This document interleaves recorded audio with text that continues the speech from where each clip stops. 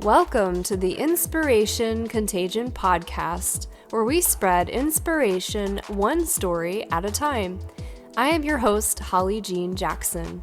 Each episode spotlights and interviews one transformational leader, their stories, and their advice for how you too can lead yourself and others through inspiration. If you are a visionary seeking to uplevel your leadership skills, then this is the podcast for you. I invite you today to spread inspiration like a contagion. Welcome to the Inspiration Contagion movement. Welcome to episode 49 of the Inspiration Contagion podcast. Today's episode we're also recording, so if you'd prefer to watch, please check out the show notes for the YouTube link. This week's guest is Nir Bashan.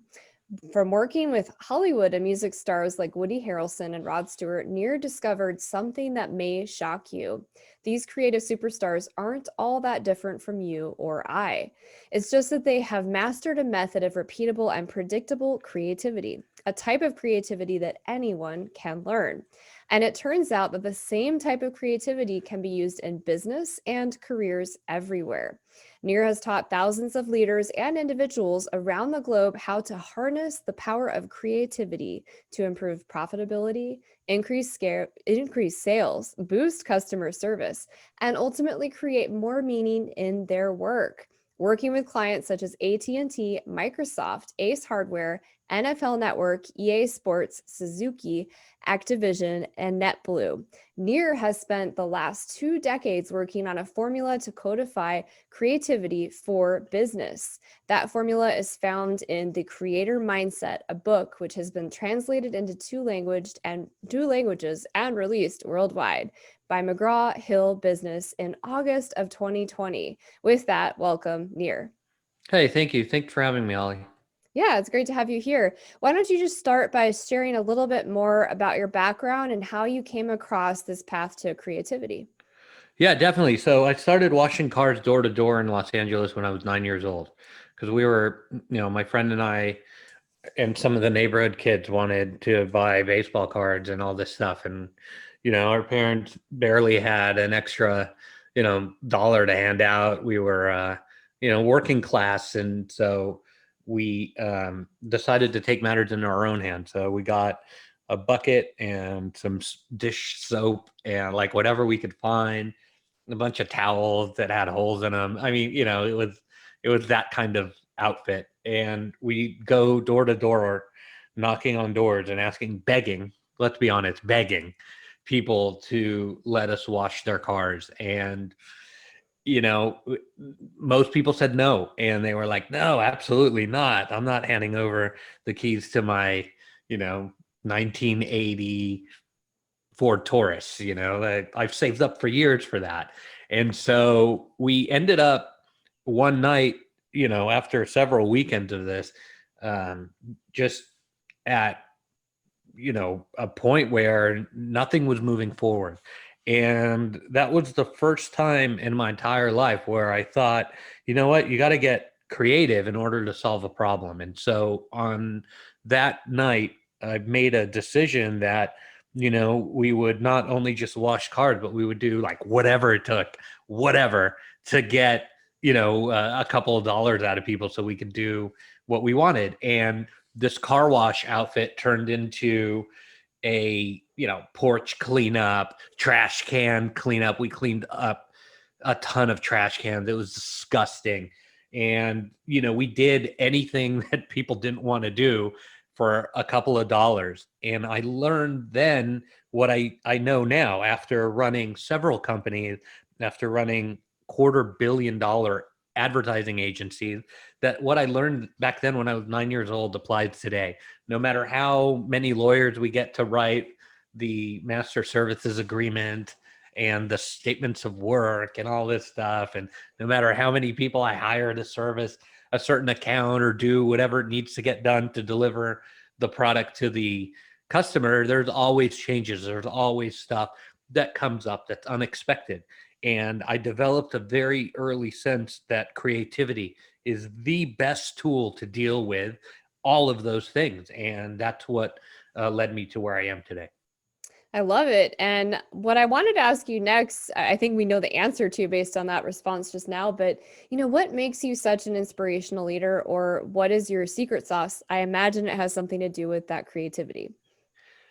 Yeah, I think my secret sauce is that, and it's a good question. I've been on hundreds of podcasts now, so this is really great. And I think my secret sauce is the fact that I try to be really genuine and honest and no BSy, with people. I just there's so many people out there who would sell anything to anyone, with no sense of like shame. And I don't know, I tell customers a lot of the time when people want me to come speak, maybe I'm not the right person. They're like, what do you mean?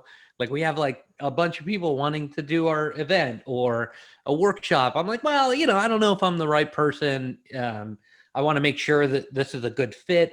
And I think that approach has been really well received throughout my career. People are like, okay, cool. He's not just trying to sell us some junk. Um, he really wants to make a difference. That's what I hope that my secret sauce is.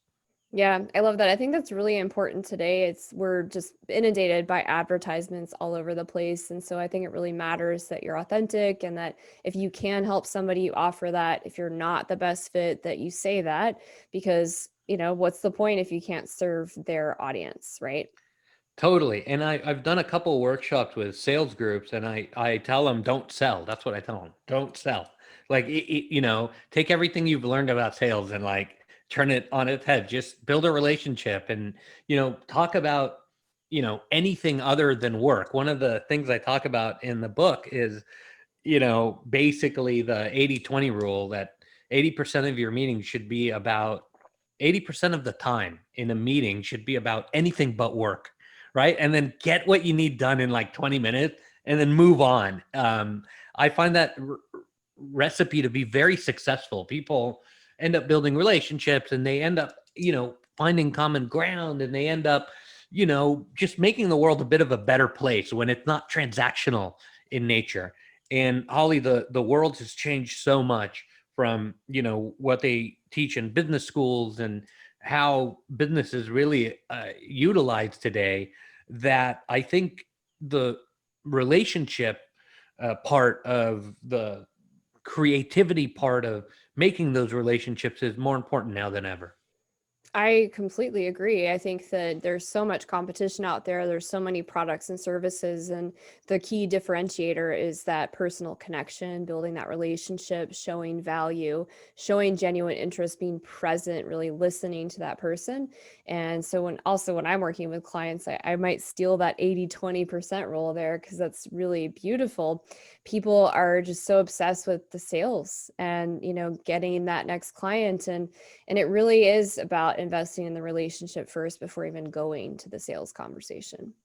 Yeah, and agreed. The nature of business has completely changed from what it used to be in the 50s.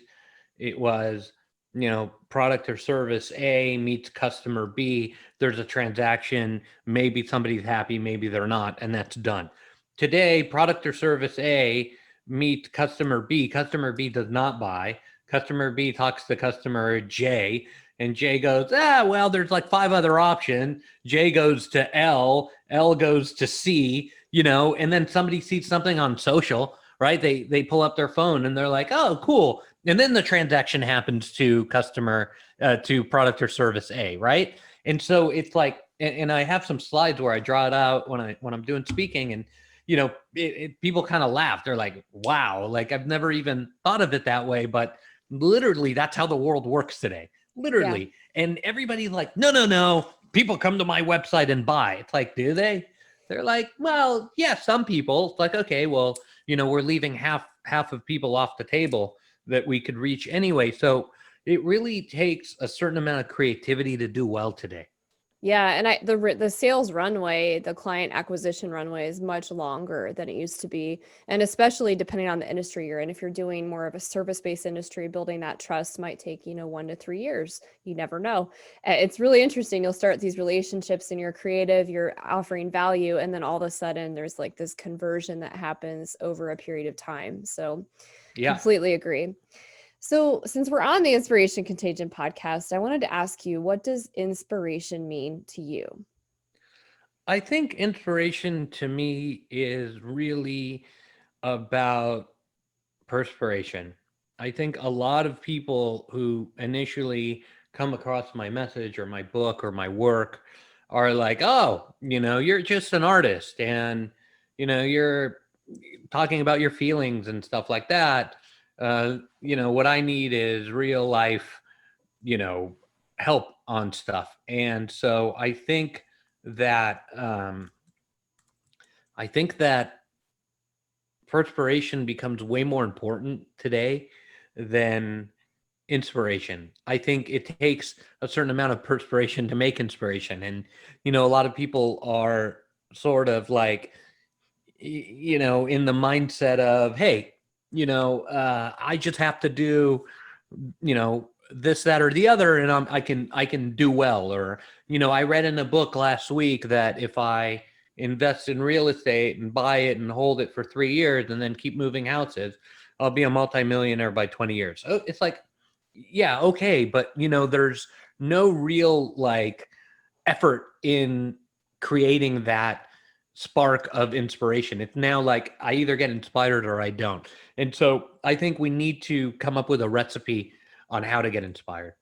I like that. It is important. Like, I believe inspiration is important, but like you just said, the without taking action and putting the effort into it, inspiration is meaningless. So we can have that moment of inspiration, that idea, that innovation that is brilliant. And if we do nothing, then what's the point? Inspiration is completely lost. And so it's pointless.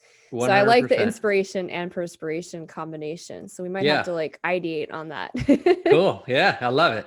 Yeah. So obviously, along this journey, you eventually came to a definition of success for yourself. How do you define success today, and how did you arrive at this? I think that success is really about it's a tough question, right? I mean, how do you define success? I'm curious before I answer. Turning the tables. How I define success is when I'm waking up every morning excited. I'm taking action that's getting me 1% closer to my long-term goals. I'm showing up in service of my clients, but also in my personal relationships. I am choosing happiness in every moment. I am choosing gratitude in every moment. And even on the days where challenges and obstacles come across my path, I'm still enjoying the process. Wow, I love that. That's awesome. Do you have a Thanks. book? I am writing a book right now, Good actually, for based you. on this podcast interviews. Yeah. Wow, that's wonderful. Yeah, I agree completely with your definition. I think for me, it's kind of doing the right thing when, you know, as applied to your career. I don't know. I'd rather do the right thing and lose a little bit of money or lose a little bit of an account or whatnot than just pillage it, just like go in there and burn and churn and all that stuff. I think that, you know, we need to be a little bit more long-term minded. And that becomes a market differentiator, believe it or not, when everybody's so dang short-term oriented. And so I think there's a lot of money to be made there by kind of shifting the mentality to something that is more long term rather than just, the quick buck. Yeah. The long term game is really important in a lot of aspects of our life: personal, health, business, you name it, legacy. And it's really about, like we said, having that perspiration, growing just a little bit each day towards that, but not giving up just because it's taking a long time. Yeah, exactly. Yeah. So obviously, I'm sure you've run across some challenges and obstacles along the way. What are some of the big challenges and obstacles that you've overcome? So I've had a lot of really, I'm sort of, I'm not a professor for your listeners. I'm not somebody who teaches classes Mondays and Fridays and then, Tuesdays, Wednesdays, and Thursdays has office hours and all this time on their hand. I work and I have a staff and I have nonstop responsibilities, commitment. I have clients who need stuff on deadlines. I have, things that need to get done. So I think that, you know, that the idea of sort of having, a real world background, I think it's incredibly important. And, being out there and doing stuff and getting to, to know people and servicing accounts and all that stuff is really, the meaning of how to help people with something that I think will work. So my approach comes from real life, from getting it wrong a lot of times. And so when I wrote a book, and it took me 6 years to write this book, Ollie, not because I'm lazy, not because, I don't know how to write, which I'm not a great writer, but it took me 6 years to write because of so many failures along the way of even trying to write the book. And so what I don't think we talk about enough in business is how many times we get things wrong. I ran a production company in Hollywood for many years and, made a lot of really bad mistakes and ended up having to close the shop because of incompetence on my part. I wanted to blame everyone else, but it was really my fault. And so what I think happens is we are so good at talking about our successes and so bad at talking about our failures. And so when we talk about our failures, what we end up doing is we end up building empathy, because people go, "Oh shit, me too. Like I failed that too." And I think the slick version that you see on Insta or even in some podcasts that I listen to, oh my god, like I wish I can just like hit pause and get in there and go, what bullshit that is. People are like, "Oh, I wrote my book in 3 weeks on an escape in Belize. We were in a hammock high above the water." And I'm like, dude, you weren't. No, that's not ever how it's done. At least for me, like maybe some people are like incredibly gifted and can do that. But so the really long answer to your very short question is that I think, there's a lot of failures that have happened. The one at the production company has been that, on the book recently, I took 2 years to write 85,000 words because I thought, that's the format. And I hired an editor and, he was like, "This is what you do." And the minute I exposed it to, the business at large, they were like, "Yeah, no." I found an agent and she was wonderful. And on the first call, she'd like literally take your file, drag it to the trash, let it go, and then right click and hit empty trash. And I was like, "Are you serious?" She was like, "Oh yeah, that's what you do with 85,000 words because you don't know what the fuck you're doing." I mean, basically is what she told me. I love her. And I was like, and I was like, "No, 3 years of work and all this stuff." And so what ended up happening was, she was right. She was totally right.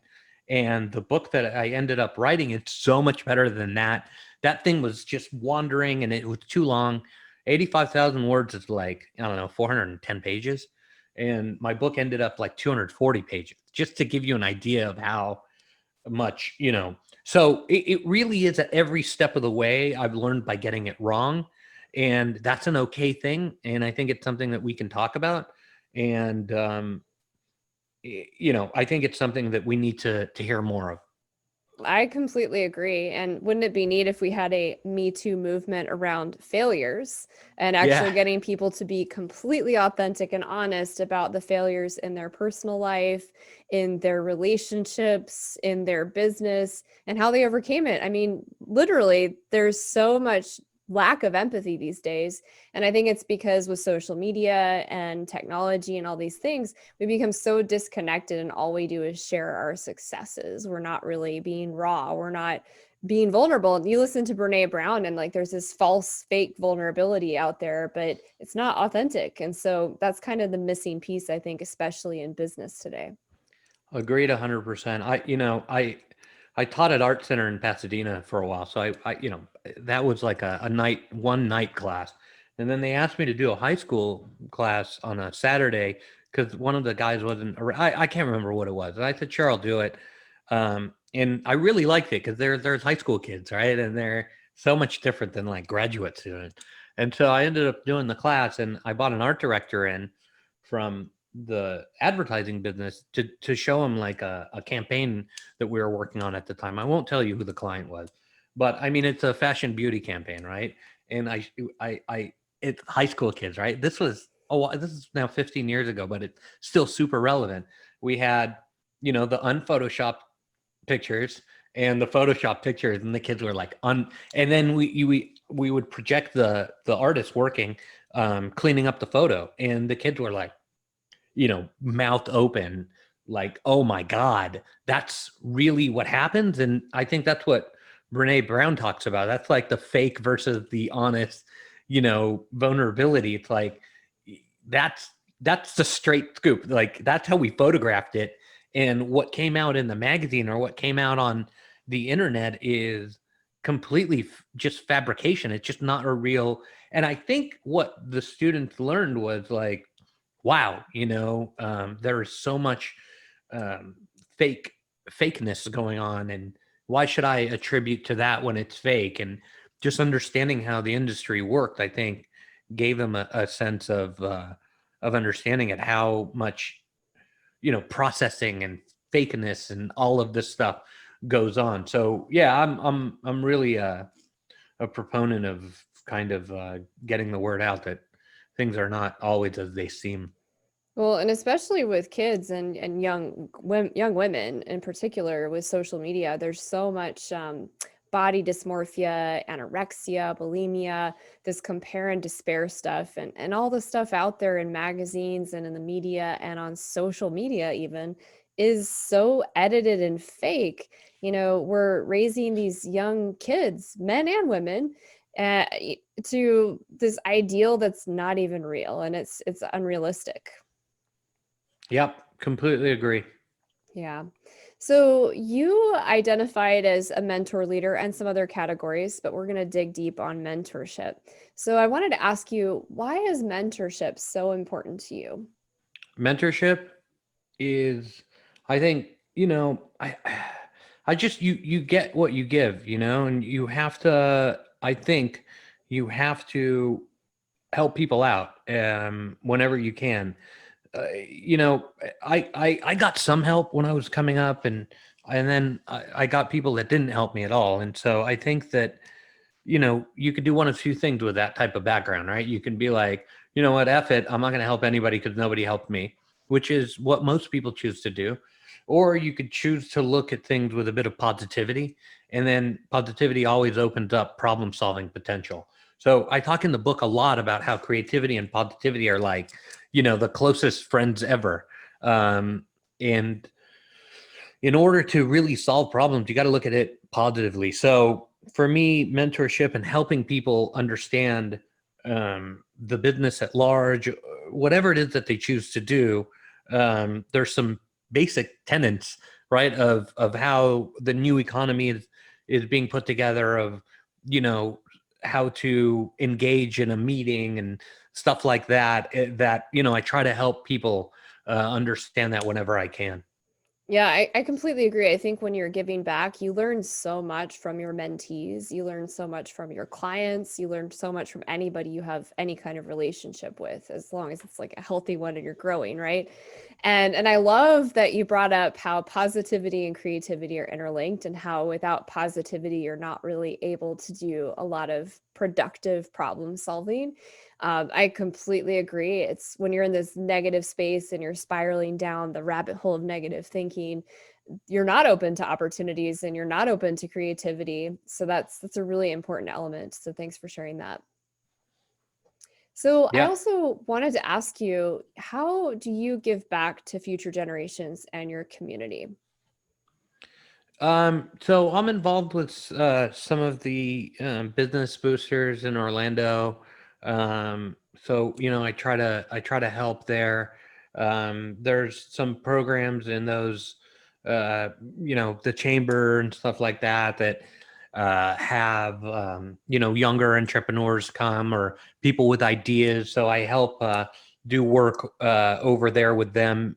It's really, I don't know. I think it's really important because not only is it really good to do for goodness sake, but some of those very people, and this has happened to me many times in my career, end up, in 5 years being at a position where they can work with you again, and maybe this time it's not, a freebie, and so that's really cool. I remember some kids that I was mentoring in advertising when I was in Los Angeles have, now they run their agencies, and they're like, hey, can you come in and do it's happening now. I'm doing a webinar on presentation skills, a 7 series webinar on how to become better presenters. And the person that, brought me in is somebody I used to mentor. It's amazing. I love that. Yeah, it's really powerful when you build these strong relationships with people and they end up becoming part of your community and your tribe, and they come to you for that advice, and then when they are in, like you said, that successful position, it is paying it forward and paying it back, and that's really beautiful. So that's a great story. I also wanted to ask you, what is your approach to mentorship? Like, are there some tenets that you use in case people are new to mentorship? Maybe they're on that negativity train, but they're like, oh, Nir, maybe I'll try this. So if they're trying to become a mentor, what are some tips you have for them? I think just do it. You got to just kind of jump in. I think that a lot of people are anxious about helping someone else, about mentoring, because they feel like that they're not the right person, or they're not the best person, or there's certainly somebody who can do this way better than me. But sometimes you got to just jump into things with all your might and do your best. There's no perfection. There's no bit of advice that you're going to give somebody that's going to make them you know I don't know, quit their job and live in a van for 10 years or something. But I don't know, maybe that's what they needed to do in the first place. So it's a little bit fraught with anxiety and worry about, like, am I going to help somebody? But my biggest advice, I think, when people are considering this, is just to jump in and do it. To find an organization that they like. Big Brothers, Big Sisters is like really great. But there's also like people at your chamber that need help. At your local chamber, there's all kinds of organizations wherever you live that you can find people. I've even volunteered at an elementary school helping ESL kids read, because I was an ESL kid and I didn't speak a lick of English when I came to the country, and so I had somebody sit with me and like teach me how to read. So I've done that before, and that's like really I don't know. I think we need to help people out just a little bit more. I think we're blessed to be in a country that is as incredible as what we have here in the US, and what an amazing experiment the last 250 years have been. I mean, nobody's ever done this before. Nobody's ever brought a multicultural society together. Yes, we have some shortcomings, I agree, but I mean, this is just incredible. It's unprecedented in the history of humanity to have what we have here in the US. And people are like, dude, I don't have enough time to do this or that. And I call BS on that, because it's really about making the time, making an hour here or there to just help somebody out. And it doesn't have to be on this whole organizational, like, oh, I'm gonna put in some paperwork and sign here and then show up on Tuesdays and Thursdays. I mean, it could be somebody on your staff. I've done that before and had wonderful sessions with people on staff that are starting out, and they need some help, and here's a half hour a week, and it's really like half listening to them sort of vent, and half kind of trying to guide them. So I think you could do it. You just need to believe that what you have is worthwhile. Yeah, and I think also I would add to that, based on what you shared earlier, it's really about just being present to listen to them and having that empathy using your creativity hat to help them problem solve when they have something specific that they need help with, because obviously two brains are better than one. And that's really the power of mentorship, is just coming together with the two experiences from both of your lives to problem solve and open up new opportunities and new ways of thinking and reframing thoughts, ideas, perspectives, and situations. So those are really great examples for how people could start to get involved. One more organization I'd share for people that are in business and want to offer business mentorship is SCORE.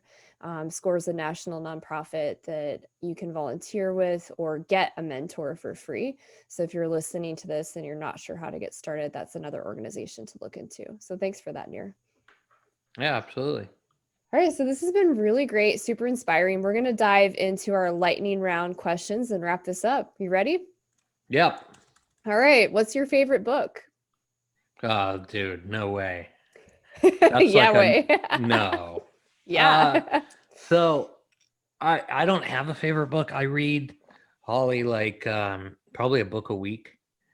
It depends. Like I read a book a week when I'm reading like general stuff, but I'm reading David Hume right now, and uh his treatise is like, it's so heavy. It's like a 2 page, and then you got to think about it for 10 minutes, and then you read 2 pages and then think. So but yeah, I try to go through about a book a week. I've read so much good stuff lately. Hamilton is really good. If you haven't read it yet, it's really good. Amy Edmondson stuff is really good. The Fearless Organization. Emily Balcetis wrote a book called Clearer, Closer, Better that I really liked, and she's like super, super great. You should have her on your show. Okay. Yeah, if Yeah, you could give me an introduction, that would be great. yeah. She's like so good. Yeah. So I don't know. I read a lot. No favorites. Yeah, I'm reading like 7 books right now, so I hear you. What's People not always what's have not to that like? response. Yeah, people have to read more. I tell you, Holly, like there is so much information out there that is life changing in books, and I think there's kind of a renaissance right now in really, really, really good business books.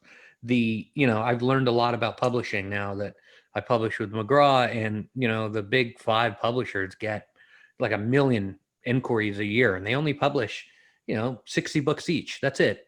And so there's a really, really good chance that what's out there is really, really good. Not all of it, but some of it. And so take a look around. There's a lot of good stuff. I completely agree. So if you are listening, make sure you start reading some more. Just 5 pages a day. That's all it takes. That's all it takes. What networking or community group do you love the most? Um, I like it's kind of like, maybe cliche, but I really like what Goodwill is doing. I'm involved with them on some levels, and I just love that, I just love the model, and I love the approach. So I think they're great. Great. What's the best piece of advice you could share with others today? Um, I don't know. I would say one of the best pieces of advice I've ever heard is when I was working for a coffee delivery company in Hollywood, where we would deliver coffee to all these spoiled Hollywood types, and there was like they had to have their cappuccino just right and all this stuff. And my boss at the time told me to, tuck in my shirt and comb my hair, that nobody wants to buy anything from a hippie. And he was, no, he didn't say hippie. What did he say? He said, tuck in. Nobody wants to buy anything from a bum. That's what he said. And he was basically talking about how appearances are important. And, we I think have gotten away from it. We've kind of, see these tech entrepreneurs or whatever, and, they're wearing hoodies and stuff like that. And I don't know, I think we've gotten away a little bit from, putting your best foot forward, and the sort of elegance of having a brand that, like, not everybody that works for these companies wants to see their leader in a hoodie, and it just makes people uncomfortable. I think there's a certain professionalism of putting your best foot forward, and I think it's important to do that. Yeah, I know this is lightning round, but I'm just gonna add on to that. How we show up is our personal brand, regardless of if you have your own business or not. So what Totally. you wear matters. Yeah, and it's not about going crazy with it. It's really about, I think, just putting in a little bit of effort. And yeah, I mean, I used to show up, with kind of a polo that was ripped and pants with holes in it and stuff like that. And yes, we were serving coffee to Hollywood people. And yes, but you still have to like put in some effort. I'm a big fan of it. It really is your brand. It really is who you are. And you never know who you're going to meet in the elevator, in the hallway, at a coffee shop. It could be a break, it could be an opportunity. So I love that. Exactly. If you could share one message with the world, what would that be? The message would be that I think creativity sees the world as it can be, not as it is. And there is a lot of problem solving benefit to seeing things as they can be, not as they are. And so if I had one message that I could share with people, it would be that. I love that. That's beautiful. All right, put your creativity hats on, everyone, so you can see the world of possibility and not how it is today. And my last question for you, what is the legacy that you wish to leave behind? I think, leave behind, the world a bit better than I found it, with people learning how to harness the power of both sides of their mind, not just the analytical side, and, helping people solve problems that were previously deemed unsolvable. Beautiful. Thank you so much, Nir. For everyone who's listening, if you want to learn more about Nir, in the show notes, I'll have a link to his website, his book website, his online community, and all of his social media links. So if you want to hear more and learn more about Nir and creativity in business, be sure to check those out. Anything else you'd like to add, Nir? Nope, I'm good. Thanks for having me, Holly. Thank you. And to our listeners, I look forward to hearing you and seeing you the next week. So how can inspiration contagion help you today? There are 3 ways. Number 1, make sure you subscribe to the podcast on the podcast listener of your choice so that you get newly released weekly interviews with transformational leaders from all around the world. They're going to provide practical, actionable tips for you that you can take and implement today. Number 2, if you have a burning problem or you're having some challenges, but you're not really sure where to start, go ahead and visit hollyjeanjackson.com/events and find an event online that suits your needs so you can begin exploring and learning more today. Number 3, if you have a specific issue or challenge you're facing today, a burning issue that you need to resolve right now. Perhaps you're trying to build your guilt-free business. Perhaps you're trying to build an online product, or you're facing some challenges with technology in your business. You're trying to scale to that next level. Regardless of what the challenge is, go to hollyjeanjackson.com and then visit the services section and schedule an appointment. I love to offer my listeners a complimentary coaching call so we can figure out and get to the bottom of your problem and explore if coaching is a good fit for you. Those are the 3 ways Inspiration Contagion can help you today. Remember, nothing changes without action, so be sure to take action today.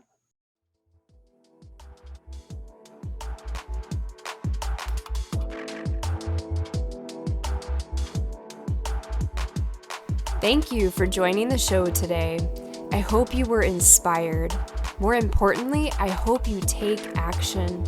What is one thing you can do in this moment that will inspire someone? Without action, nothing changes. Be the change you wish to see in the world. If this show truly inspired you, we ask that you share it through your network. Help us spread the light and inspiration in the world. I look forward to seeing you here next week.